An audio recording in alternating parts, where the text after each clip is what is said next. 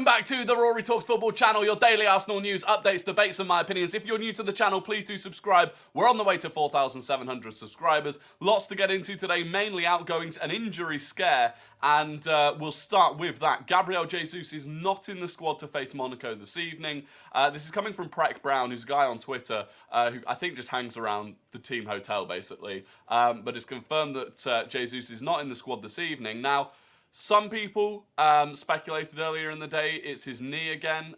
There's not really any confirmation on that. Other people are saying that he was not in training yesterday, but it's something minor. Truthfully, we don't know.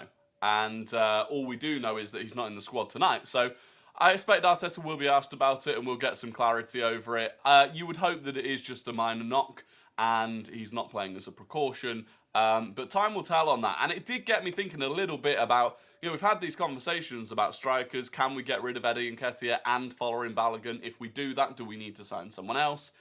And it does make you think, like, if Jesus was to be out for another 3 or 4 months again, would you be happy with what we've got? Whether it's Trossard playing through the middle or Nketiah or Balogun. And the answer might be no. Truthfully, the answer might be no. But the fact is, we're not going to go in for another striker this summer, and we really just need to hope that Jesus is fine, because Jesus is a level above the rest of them, in my opinion, in terms of what he offers. Outside of just scoring goals, in terms of what he offers in the build-up, he is one of a kind at the club, and we can't afford for him to be injured again. Moving on to the outgoings, Austin Trusty. We know that he agreed a £5 million, or the club agreed a £5 million deal with Sheffield United, and he has completed his medical today, as confirmed by their coach. So Trusty, medical completed. I expect that we will see that transfer announced shortly. And look, I wish Trusty all the best.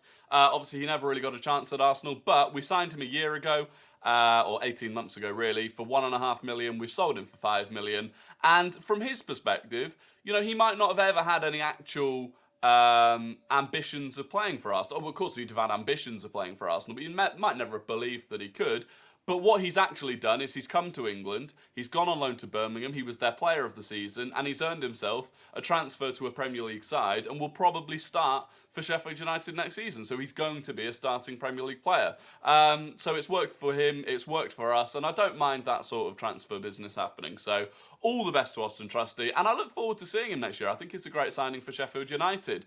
Marquinhos, it had been very quiet on Marquinhos. However, Express Sport understands that the 20-year-old Brazilian is set to join Olympiacos on loan following his spell with Championship side Norwich last season. Sources suggest a deal with Olympiacos is now on the verge of completion as Marquinhos continues his period of adaptation in Europe. So that's quite a good loan for him, I think. I think it'll be an interesting one. Obviously, we won't probably see as much of him. I saw quite a bit of him when he was playing at Norwich.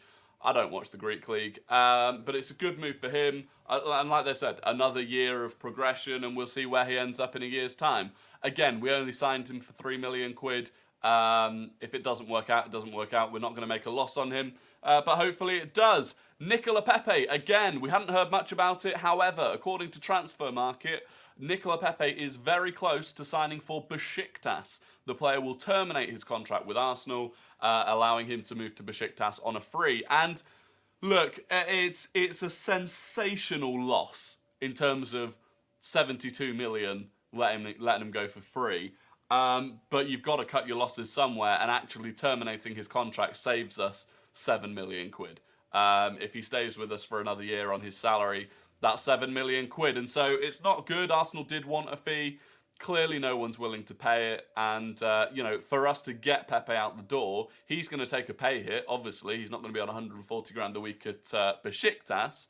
So it's kind of just, it's a thing that we've got to get done. I wish Pepe all the best. It didn't work out. I think, people, I do feel like he's unfairly criticised for that first couple of years. I don't think he was actually that bad. Yes, he was nowhere near £72 million worth of player, but he came into a team that was dysfunctional at best, and his stats weren't actually awful. But look, all the best to Pepe. Good to have him moved on. Tomiyasu. There had been various little rumours here and there about Arsenal potentially willing to offload Tomiyasu to Italy. Fabrizio Romano has put a pin in that. Takahiro Tomiyasu has not been offered to any Italian club despite reports. He is a regular part of Arsenal's plans. That situation would only change if Arsenal sign a new fullback, and there is nothing close or advanced on that at the moment. So Tomiyasu's going nowhere. If you've seen that rumour anywhere, don't worry about it. And then finally, David Raya. We saw yesterday, understand this came from Fabrizio again, understand that David Raya has reached an agreement in principle with Arsenal on personal terms. Today he said Raya and Arsenal personal terms have been agreed, as reported on Tuesday. Talks between the clubs continue, and they're expected to accelerate this week. Brentford need to get this deal done. They want him out the door. And we've had discussions about David Raya and Arsenal and how it will work and where it will work. And it's exciting. It is exciting. No matter how it pans out, we've got two very, very good goalkeepers at Arsenal if we sign David Raya. And then, obviously, we're expecting Matt Turner to go to Nottingham Forest. We'll see what happens there. It's a domino effect. One, we can't bring in Raya without shifting Matt Turner, so that has to go through as well. But there we go. That is all of the news for today. These outgoings are going to ramp up. They have to ramp up. We've got so many players we need to get rid of.